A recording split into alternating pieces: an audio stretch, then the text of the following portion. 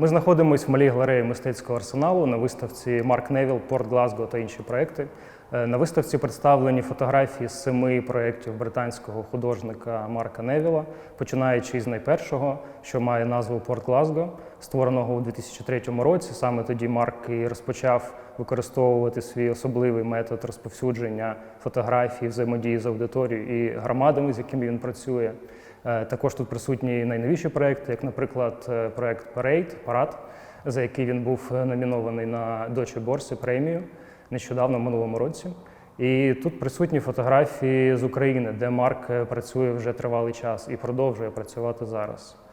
І найновіша книга Марка Невілла, яка буде видана видавництвом «Стоять» влітку цього року, якраз і присвячена Україні і цьому періоду його роботи в Україні. І сьогодні ми зібрались поговорити з Марком про його фотографічну практику, про його фотографію і взагалі про його шлях в мистецтві.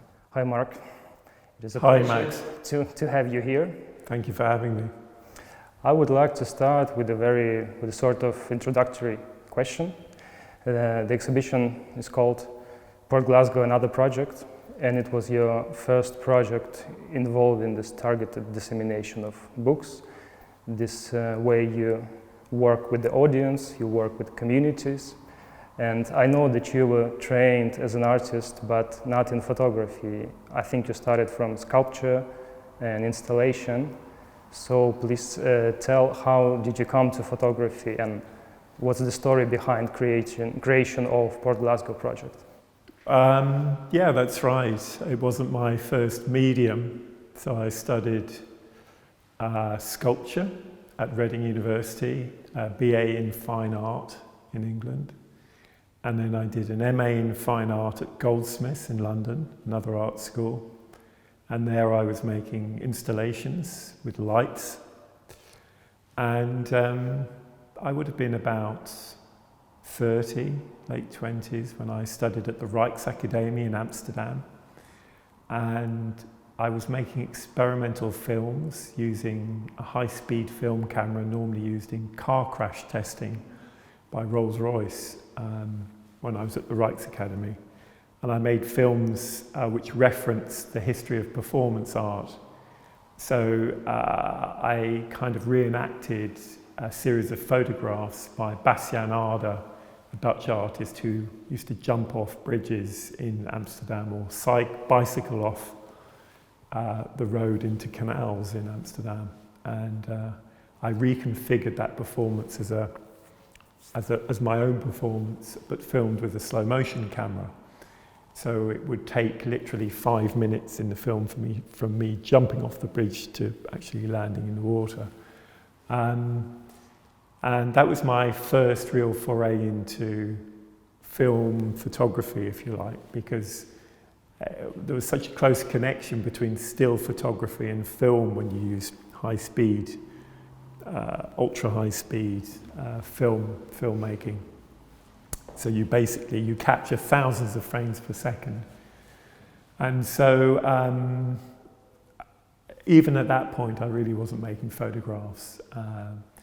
It wasn't until about 4 or 5 years later, when I was close to actually stopping being an artist, actually, I moved from Belgium to Scotland, to Glasgow, and I entered a competition to make a public artwork in Port-Glazgo on the west coast of Scotland, this very working class shipbuilding community. And it was for a piece of public art, like I think they were thinking of some kind of public sculpture.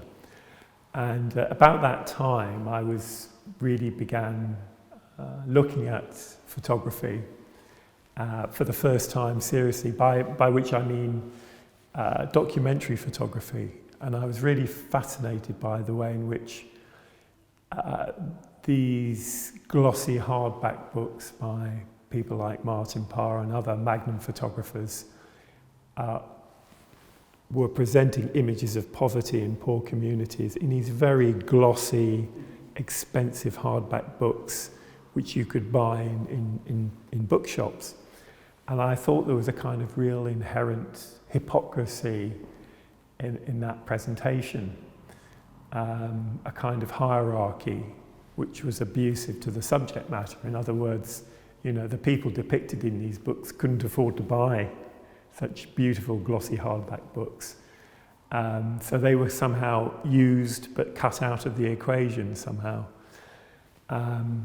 And, you know, it seemed ironic to me that these books always ended up on the coffee tables of English white middle class people like me, and not on the coffee tables of the people actually represented in the books themselves. So I kind of had this love-hate relationship with documentary photography. You know, I felt the kind of voyeurism, the voyeuristic joy of looking at other people's lives through the lenses of some of these photographers, but I was also a bit repelled by it, you know, by my own intrusiveness and enjoyment of looking at it. So I wanted to make a project which really kind of tried to benefit the very community. Exactly, to try and benefit the subject matter in some way so that they weren't cut out of the equation. So my idea really, before I'd even started making social documentary photographs, I had this concept, this idea about kind of making a critique, a subversion of the way in which we are fed social documentary images. So I came up with this idea specifically for this project, even though I had no experience taking social documentary photographs myself. I proposed this idea that I would make a book of social documentary images, my own, of the town of Port-Glazgo, this working class town with about 8,000 or 10,000 homes in it. And the book would be full of pictures suggested by people in Port-Glazgo themselves. I would stay and live in Port-Glazgo for a year or 2 years making the pictures. So I wouldn't just arrive, take the pictures and then run back to London or something. I would actually live and eat and breathe in the same community. And the end result would be a beautifully produced coffee table book, but the recipients would be the people pictured in the book itself. You know, so every single home in the whole of Port-Glazgo got a free copy of the book delivered by the local boys football team, but the book was never made commercially available. So that was the genesis of all of my mature work, was about this questioning of the ethics behind how we capture and disseminate social documentary images of communities undergoing trouble and torment and struggle. And it became a kind of way of working for me after that. So that, I mean, Port-Glazgo was, I think, 2003, I realised that project, so nearly 20 years ago now. I think with the Port-Glazgo you started, and you have this very recognizable visual style as well as your method. But there is one interesting thing in the project. I noticed that, for example, in the image where people wearing hats, looking like the hats from 1920s, and they were made by your friend, fashion designer, yeah, and you asked people to wear them. But the shot looks like it's a real situation in the pub or in the cafe. Yes. And you put it in the documentary project. Was it the way you wanted to challenge the notion of documentary photography? You said about subverting the genre of documentary photography. Sure. What was the trick about? Yeah, well, it was mostly to manifest my disgust at a lot of magnum photography and photographers who were honing this very unified, authentic style, which proclaimed to be the truth somehow. So my idea was that I would try every strategy I could to undermine this notion of a unified, authorial vision, you know, of one person saying, this is the truth.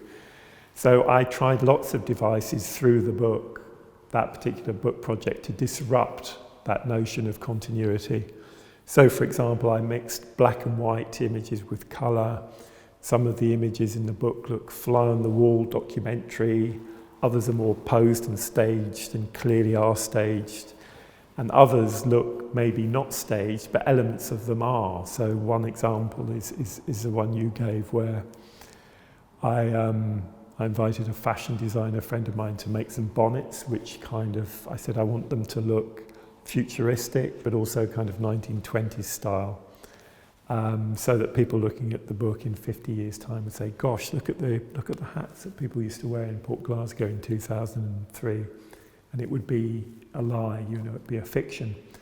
So everything about that project was trying to undermine the conventions of the social documentary book, both in terms of content and how it was disseminated and who it was disseminated to. And that led to kind of new experiences, I think, for me as an artist, because I wasn't dealing with a white cube.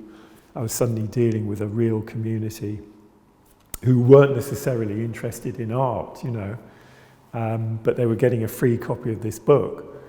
And one of the most bizarre and unexpected outcomes was that all the Protestant residents in one particular street in Port-Glazgo took their copies of the book and set fire to them because they thought there were too many pictures taken in Catholic pubs and clubs and churches and not enough pictures taken in Protestant pubs and clubs and churches in the book. Was it true? Well, there's a slight imbalance. I think there were 9 images taken in Catholic pubs and clubs and churches, and 7 taken in Protestant pubs and clubs and churches. So that slight imbalance was enough to cause a book burning, I'm an atheist. I have no leaning one way or the other to either religion, but at the time I was very upset because I was, wanted everyone to love me and to love the work. But now, retrospectively, I think it's a very interesting indication of the, of how public art or art in general sometimes can kind of reveal things about tensions within a society. Did you have any feedback about Porт-Глазго book from the citizens of Port-Glazgo over the years, maybe? That was one of the more extreme reactions, was the book burning, but I had lots of very positive responses as well. So I put an email address in the back of the book saying, please get in touch if you want to comment on this project or how you feel about the book. That elicited a whole load of responses, some very negative, but some very positive as well. And then every day for about 2 weeks, the local newspaper, the Greenock Telegraph, would run a story. Are you for the book or are you against it? And I also included questionnaires in the book as well and invited people to fill them out and return them. So that community response was really important to me, and that became an integral part of the history and the legacy of the project as well, was how people responded to it, what did they think about it. I mean, another aspect of the project which was kind of innovative, I guess, was the way in which the books were disseminated. So initially I budgeted, I think, about $20,000 to deliver all 8,000 copies of the book, one to each of the 8,000 homes in Port-Glazgo.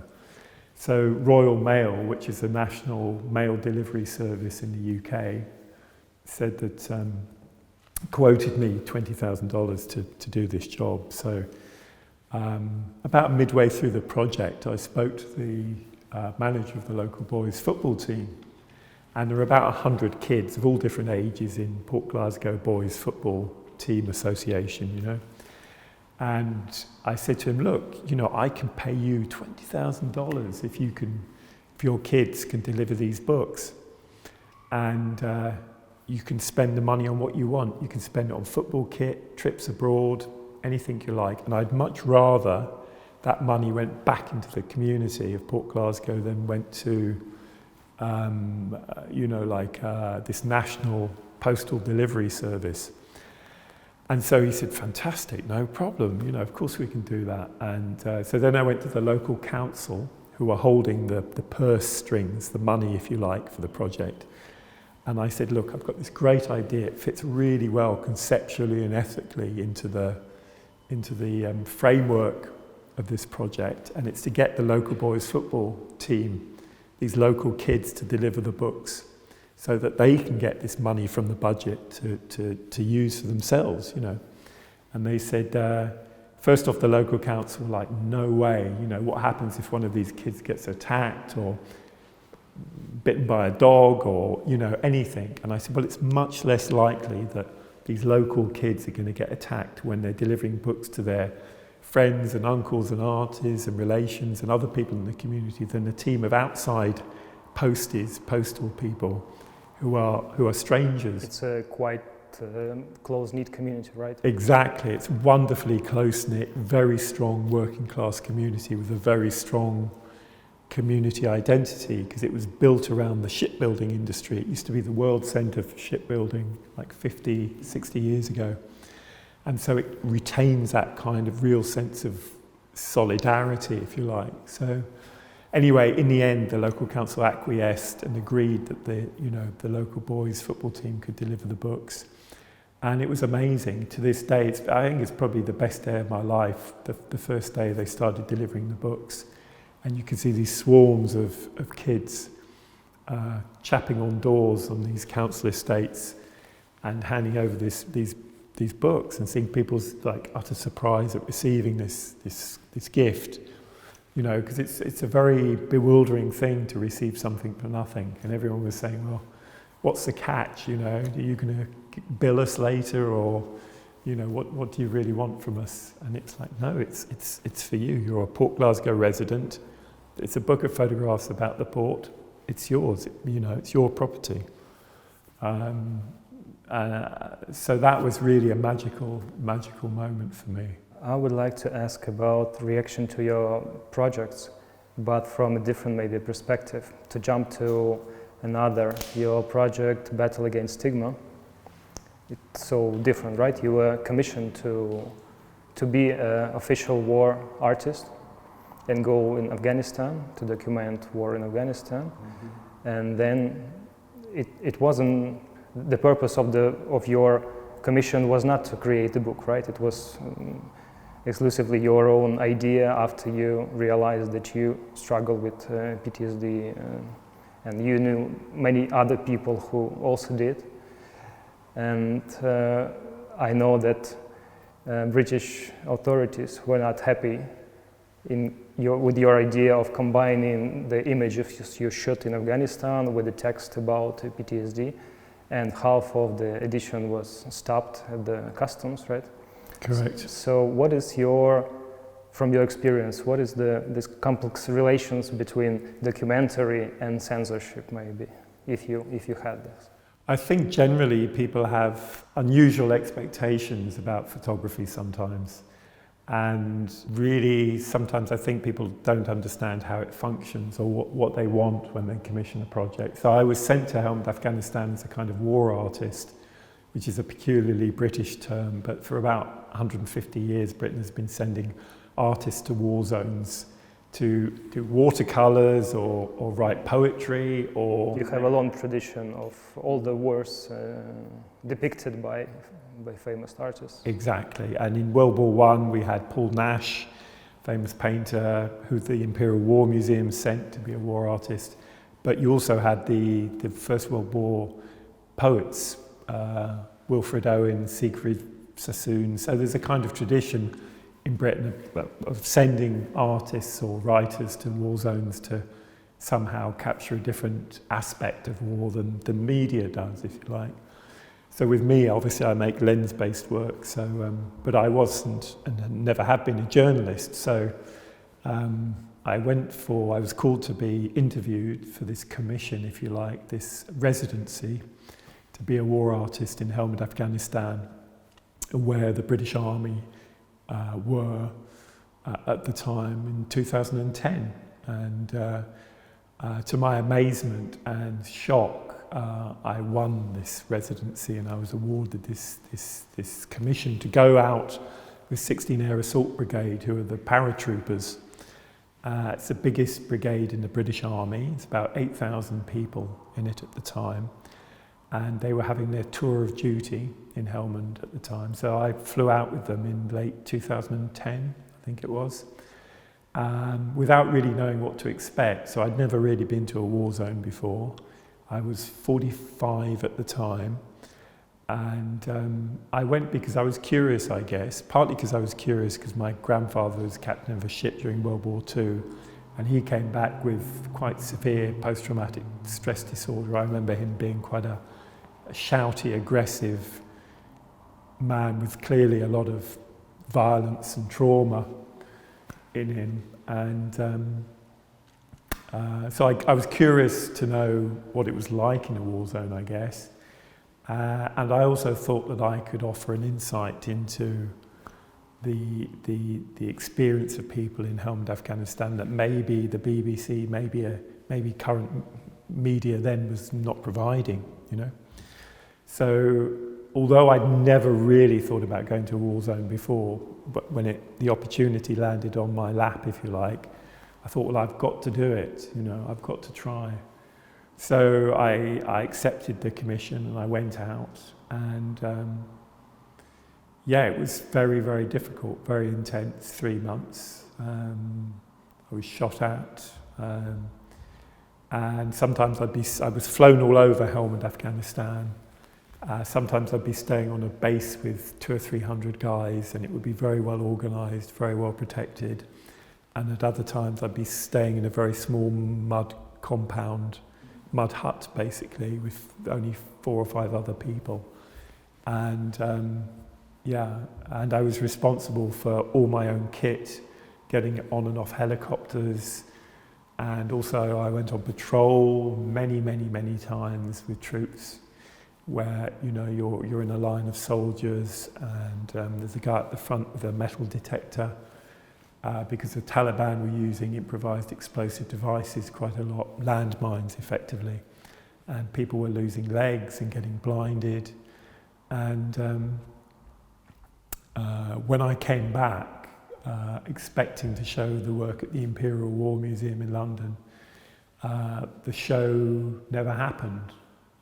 Not until 3 years later, in 2014. So I came back traumatised and with this body of work, which quite simply was not exhibited for 3 years, which totally exponentially increased my sense of trauma and distress, because I thought, what the hell did I go through all that for, you know? Why did I make all that work? Why did I risk my life to make this work when it's not being seen, when it's not being exhibited? And it wasn't till 3 years later in 2014, when the very month that British troops pulled out of Helmand, Afghanistan, that the War Museum exhibited the work that I made. So that may or may not be a coincidence, but it seems quite odd that it was only seen, you know, in the War Museum, you know, much, much later. So when I came back with PTSD, it took me about 6 months to admit I had a problem with it. You know, I wasn't sleeping, started drinking heavily, having not really been a heavy drinker at all. I started drinking very heavily to self-medicate, to stop the nightmares. I started becoming aggressive, all the things that typically people do when they come back from a war zone and aren't treated for adjustment disorder or PTSD or whatever you want to call it. And then after 6 months, I admitted I had a problem, went to see a therapist, took some medication too, and about 1.5 years later I started to feel better. But it was a journey, and as part of that journey I decided I want something really positive to come out of the experience, so I decided to make a book called Battle Against Stigma. And it was to try and encourage troops, veterans suffering from PTSD who had never been treated, to come forward and get help. And so I went to the Ministry of Defence in the UK and I said, look, I've got a great idea for a book. It's not meant to be a critique or a criticism or a complaint against the Ministry of Defence or the Army in any shape or form. The only thing I'm interested in doing is encouraging troops, veterans who are suffering, to come forward and seek help. Because if I found it difficult to admit that I had a problem, imagine how much more difficult it would be for someone who's been told all their life to man up and has been part of the army since they were 16. Impossible, in fact, virtually impossible for many people to admit that they're struggling emotionally when they've had that kind of army background. So first off, the Ministry of Defence were delighted. Yeah, great idea. I said, listen, you can even write your own chapter in the book. You can put your logo in it. We can have a chapter in the book celebrating your achievements in this field. And everything seemed to be on track. And then about a week later, I got a message saying, no, we don't want you to do this, basically. And we particularly don't want you to include your pictures taken in Helmand, Afghanistan, and accompany them with your text, your accounts about PTSD and adjustment disorder, because I'd collected accounts from veterans and from servicemen, current servicemen, about their experiences with PTSD, specifically people who said, well, I used to think PTSD or war trauma didn't exist, but now I know it's real because I've suffered from it, or my friends have suffered from it. So they said, we don't want you to put your pictures next to these accounts because it will imply that everyone you photographed is suffering from PTSD. And I said, well, that won't be the case. I'll make sure it's structured in such a way, the book this is, that that's not the message. No, we won't allow it. So I said, okay, I promise not to include the photographs with the accounts in the same book. But what I did really was a kind of fuck you to the Ministry of Defence. I put them in 2 separate volumes. So the accounts, the written text in one volume and my photographs in another volume, and then put them together in a slipcase. And this was beautifully produced by a company called Graphos in Spain, who no longer exists, sadly. But they printed the book in 2015, and it got sent to me in 2 consignments. The first consignment of 500 copies got seized by UK Border Force, who, go figure, have strong connections to the Ministry of Defence. And to this day, I haven't seen that consignment of books. That was 2015. But the other consignment of books came from Spain to my studio in London via a different route and arrived safely. So then I furiously spent all summer of that year, 2015, sending out the books to my target audience, which in this case was not the residents of Port-Glazgo, it was mental health charities, homeless centres, prisons, prison libraries, all the places where veterans who don't get treated end up, because what happens is you end up self-medicating and you become violent quite often, and you lose your family, you lose your job, and you just fall through the cracks of society and end up pretty much abandoned, So it was a very strange period, very stressful period, getting these books out before further action was taken by the Ministry of Defence, but I managed to do it. And I also did an interview which went online for the Independent newspaper, which is a national newspaper in the UK. And I included my own account of my own journey with adjustment disorder in both the book and in this piece I did for the Independent. And at the end of it, I said, if you're suffering, or your father or your brother or any relation of yours is suffering from PTSD as a result of war trauma, email me and I'll send you a free copy of the book. And the moment that went online, the Independent online, I got an email every 10 minutes for 3 months from a veteran somewhere, or the relation of a veteran, not just saying, give me a copy of the book, but going into incredible detail about what happened to them, both in the war zone and then the complete lack of support when they came back to civilian life in Britain and tried to readjust. And it was heartbreaking, absolutely heartbreaking, because I realised I tapped into this vein of anguish in the UK, which wasn't being addressed.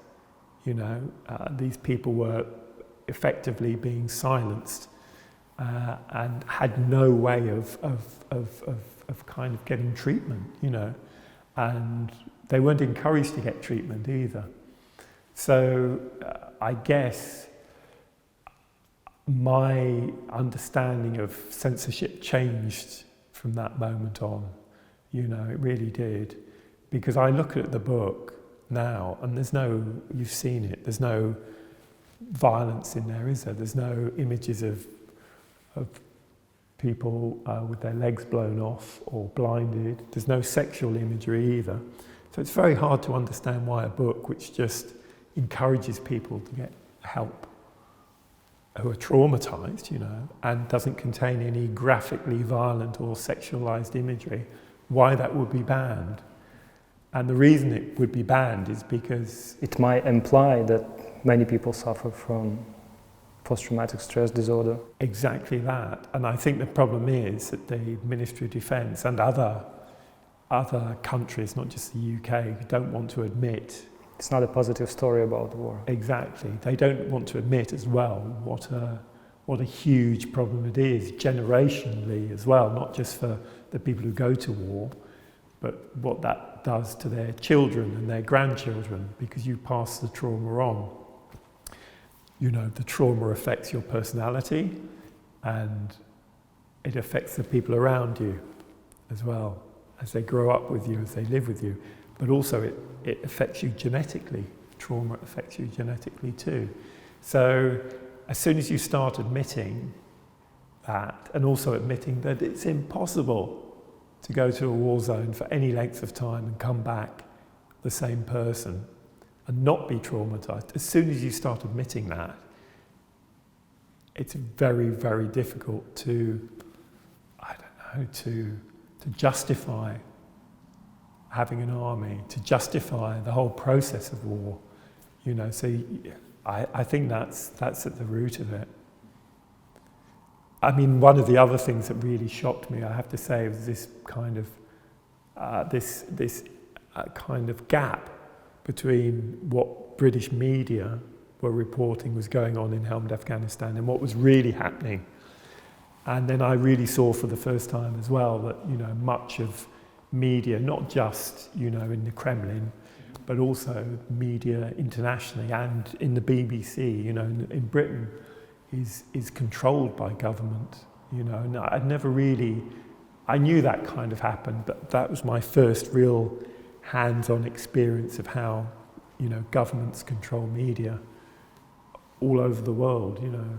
I mean, prior to that, I kind of semi-bought into this myth that, you know, the BBC was pretty trustworthy and objective in some respects, but not anymore. What you think about your experience in Ukraine? Because soon after Battle Against Stigma, you were contacted by a hospital in Ukraine, I think. It's amazing. Huh? So when my own country tried to effectively ban or censor my book, at the same time, out of the blue, I'd never been to Ukraine before, or Russia. Out of the blue, I get this email from Kiev Military Hospital saying, you know, we've heard about your book, Battle Against Stigma, and we're dealing with a lot of traumatized veterans who've come back from eastern Ukraine, from the front line there. And we're looking for any tools we can to help us treat these people. And we've heard about your book, Battle Against Stigma. Do you have a Ukrainian language version of the book? Which is a perfectly valid question to ask. And I was like, well, no, I don't, but I'm going to get it translated into Ukrainian for you. I can't get it reprinted as a book, but I could send you a PDF version, you know. And I was so impressed that, you know, it's a horrible word, post-Soviet country would be so forward-thinking in terms of how they would want to treat military mental health issues. I was so impressed with that I thought I've got to go and visit. So I came to Kiev for the first time in 2015 or 16 maybe. Maybe it was early 2016. And I just fell in love with the country really. And that's the first time something like that had happened to me. You know, I've travelled a lot for work, but something about Ukraine, I just felt, I responded, you know, quite deeply to it on some level. It's hard to explain. So I started coming here very regularly after that, and every time I had a choice of to go somewhere as an assignment, or I felt that I could make new work in Ukraine, I would take it, from that moment on, from 2016 on, basically. But when you were telling about Afghanistan, you said that there's been a huge gap between what the media was saying is going on and what was actually happening there. When you arrived to Ukraine and you worked in Ukraine actively for more than 5 years already, yeah? Do you find the same gap about what media is saying about the processes taking place in Ukraine and what you see yourself here? Well, that's hard for me to comment on because I still have language barriers. So I'm learning bit by bit language here, but I don't yet speak fluent Russian or Ukrainian. So I have some idea about news reports, of course, from my colleagues and from Google Translate, but I can't pretend to know, as a local does, current events, and I'm not fully able to interpret them properly yet either. So I'm not sure. I don't think I'm yet well enough equipped to understand this gap between reality and what the media here says and does. I am aware that the media here needs to grow maybe a bit more, because obviously it's got to contend with the Kremlin media machine, hasn't it? So there's a real battle going on in the front line in eastern Ukraine, and there's also a media battle going on. I do know, and I can tell you this, that the conflict in eastern Ukraine, which has been going on now for 7 years, over 7 years now, it's still going on. I was there, 2 weeks ago, and I heard shelling nearby, big 82mm shells landing in Ukrainian territory. So I know for a fact that people are still dying. I know for a fact people have lost their homes, their lives, their friends, their relations. I know for a fact it's one of the biggest internal displacements of people anywhere in the world. Over 2 million people have had to leave their homes in Donetsk and Luhansk. And I do know that it's woefully underreported in Europe. It's pretty much ignored as a conflict, and I don't understand why, because Ukraine is basically the geographical center of Europe, and yet it's just not talked about because it's not convenient. It's a bit uncomfortable for Germany and Britain and the rest of Europe to talk about the conflict because it doesn't suit their purposes to have a real struggle with Putin and the Kremlin. And there's a kind of hypocrisy whereby the West is imposing some kind of sanctions on Russia, but at the same time they build the Nord Stream 2 pipeline into Germany. I'm kind of amazed and shocked and really horrified actually by the amount of underreporting that goes on about the war in eastern Ukraine. And that's partly why I decided to make this new project called Stop Tanks with Books. It has a very catchy and strong and ambitious, I would say, title. Do you think you can actually stop tanks with books? I absolutely think you probably can't stop tanks with books. The title comes because I was talking to a fixer of mine who I worked with in Ukraine up until about 2018, and I talked to her about this project, and she's deeply pro-Ukrainian, and I said I want to do this book and I want something positive to come out of it. I said I've got a great publisher, Stidel, who are going to print the books for free, and it's going to be a really big, beautiful book full of all the images I've taken, all the best images I've taken in Ukraine over the past 4 or 5 years. I'm going to include text in it from the Centre for Eastern European Studies, which is this research centre in Berlin, which conducted a massive survey about who are the displaced people, what do they think about Maidan, what are their political views, what languages do they speak. It also includes short stories from a Ukrainian writer who was from Luhansk, who was displaced herself, and it includes my own kind of call for action, if you like, for increased mental health support for people living on the front line. You know, can you imagine you living on the doorstep of war for 7 years? That's got to have a terrible impact on your mental health. Awful, absolutely awful. And of course it calls for an end to the war. But the title itself, Stop Tanks with Books, basically came from a quote from this fixer of mine, because I said, you know, I want to try and help stop the war, you know. I want to try and do something. And she said, Mark, you can't stop tanks with books. And I thought, well, that's a great title. So it's a kind of abstract question, if you like. Can one stop a tank with a book? Because that's effectively, you know, what I'm proposing through this project. I don't think you can, but on the other hand, I think if enough people chip away at injustices in the world, then things do change. So I think it's incumbent upon people who can make a contribution to change in some way, to use what agency they have to try and make something happen. And I'm in a privileged position, you know, I'm not wealthy, but I certainly have a small platform as an artist now, having been working pretty hard now for 30 years on this. I've got a platform, I've got the best art book publisher in the world to effectively print a book at their own expense, all about the war and Ukraine and the Ukrainian situation. And I've got a voice, you know, and I've got contacts in international media. I've also got a list of people who are involved in the Minsk agreements.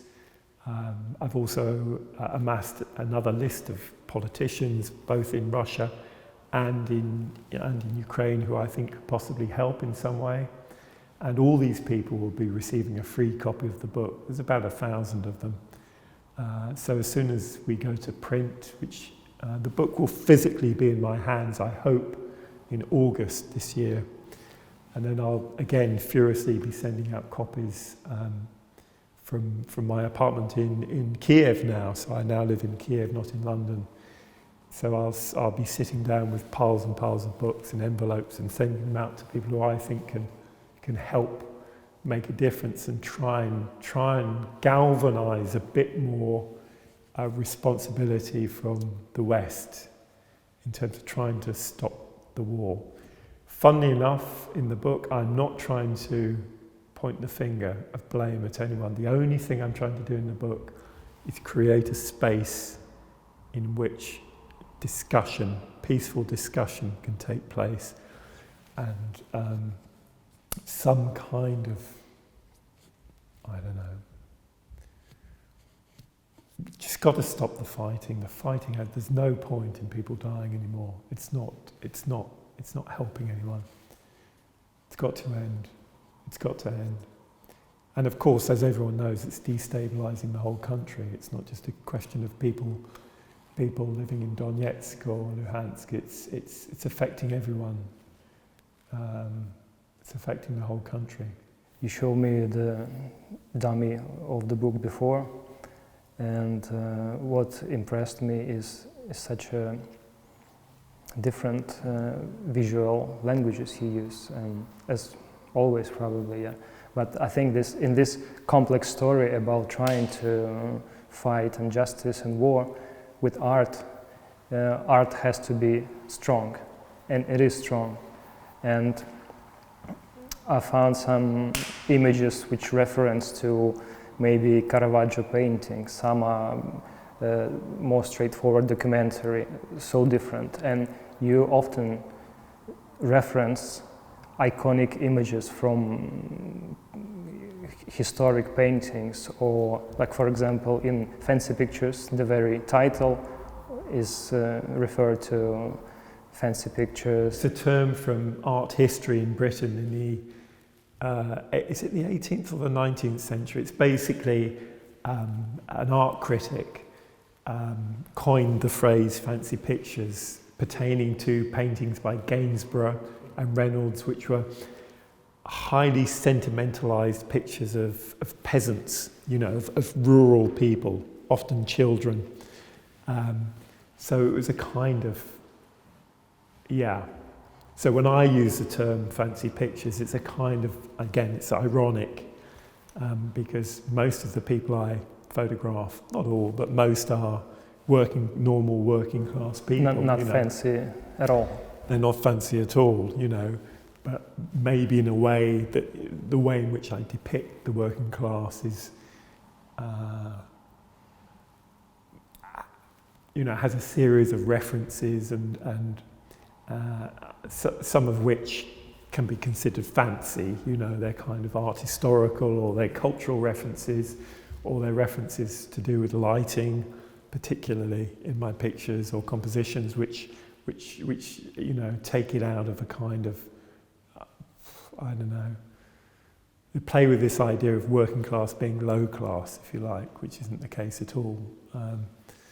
But it's a kind of play on that idea of what fancy might be, because fancy means posh, it means expensive, it means a whimsy, a kind of whimsical idea.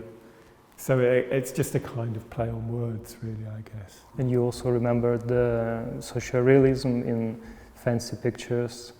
In the series from London and Pittsburgh, you refer to visual language of famous documentary photographers who were capturing the life in periods of some crises in US and Britain in 70s, yeah?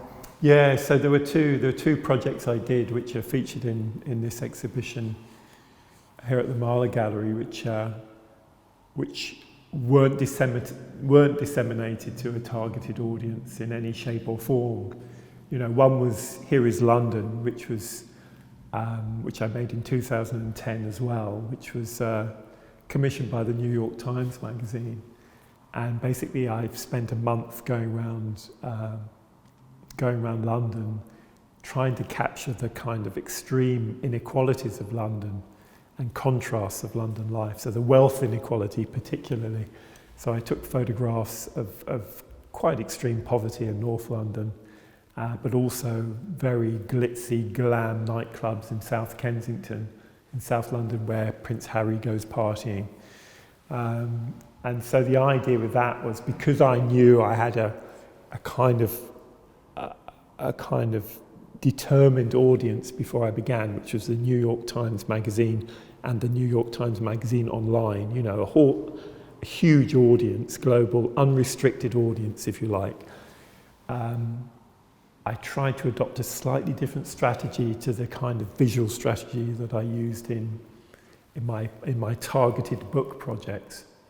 So with the New York Times project, you had to have this more understandable, recognizable style, so the audience can actually build parallels and understand better what you are talking about. I think very much so, yeah. So I really tried to not make stereotypes, but start off with stereotypical representations, if you like, and try and push through meaning by juxtapositions within the series Here Is London between rich and poor, black and white, mainstream culture and subculture. And I think I also did that in another project around the same time. Just after Here Is London, I went to work for another major American institution, which is the Andy Warhol Museum in Pittsburgh. So I went direct from doing the piece Here Is London for the New York Times to Pittsburgh, and I lived in Pittsburgh for 6 months making Braddock's A Weekly, which was about inequalities in America, which I found to be very much based upon race issues, basically, I think come through very strongly in that project.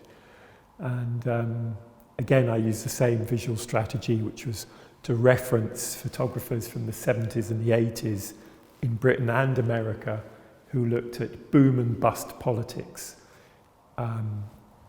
And so I referenced photographs of Mitch Epstein and Gary Winogrand and Tom Wood and Chris Killip And the kind of idea behind doing that was to suggest that exactly the same inequalities exist now as they did in the 70s, you know. In fact, they don't only exist, they're worse now. So wealth inequality is worse now than it's ever been. Racial inequalities are just as bad as they've ever been, as we know. And so that was the message that I was trying to push through just on a visual level, really, by referencing those two, by making those references in those two projects. Here is London and Braddock's Weekly, which are both represented in this exhibition as well. Mark, since you moved to Kiev and you changed, you used to live in London for many, many years, right? You're actually from London. Correct. So there's been quite a radical change in your life. Yeah. And does it affect your art in some way? I've changed a lot of things over the past year. So I was quite sick with coronavirus about a year ago, so in March 2020. And it took me about 3 or 4 months to recover. And from that point on, I decided to change quite a few things. So I changed my base. So my base is now Kiev. I live in Kiev. I no longer live in London. I have changed my work too. So I've been working with the same camera equipment pretty much, and the same flash equipment now for about nearly 20 years actually.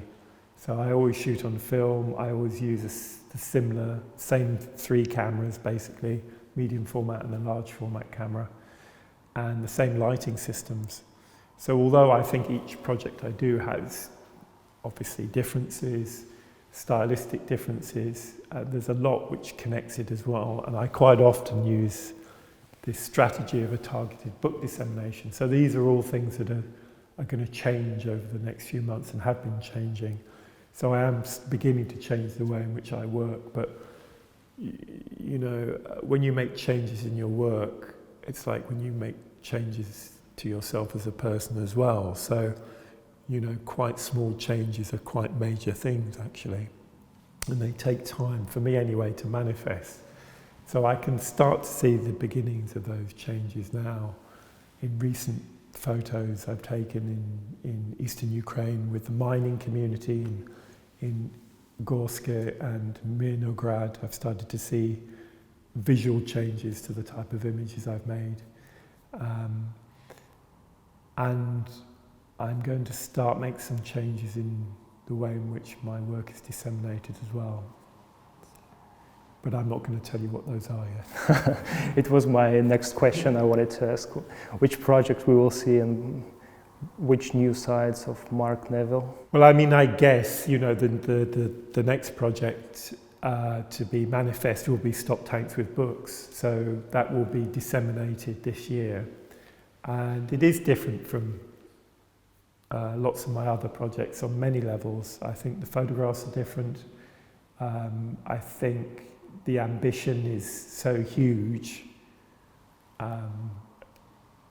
So I really don't know what to expect in terms of response or impact. And I don't know how I'm going to gauge that impact either. But I mean, I do think it's quite significant that I've moved to Kiev now.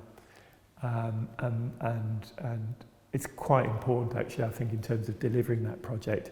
Even if the book is going out to the international community, which it is, I think it's still important that I live here in Ukraine now to see how the book is received, to see if it makes an impact in Ukraine itself, you know. And I think really the only way to fully gauge that impact is to be resident here, which is what I'm doing. So I do think that that's going to help the project.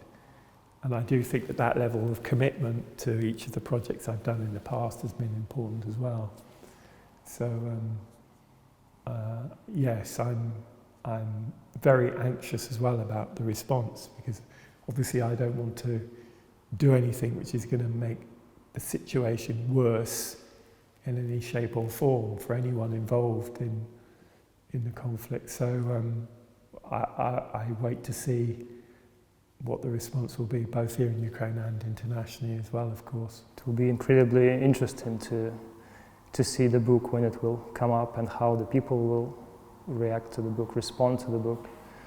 It will happen this autumn, I guess. Yes, so the schedule now is that I go to print, I go to Steidl in Germany next week, and the content of the book is finished. So the text and the images is finished, and the maps and the graphs too. But what we haven't done is designed it properly. So I will sit down with one of the designers at Steidl and we'll spend a week designing everything and doing proof prints. And then the book has to be printed and then bound in a hardback book. And then I think around August, September, I can physically hold it in my hands. But it will have, I'm pretty sure it will have a commercial release as well. So it won't just be a targeted book dissemination project, which it will. It will also have a commercial release and manifestation in, so you'll be able to walk into Tate Modern and buy a copy of it, or some of the major art museums, as well as here in Ukraine as well, I hope and expect. Okay, really waiting to see the book. Thank you very much for the conversation, Mark. Thank you, Max. Thank you.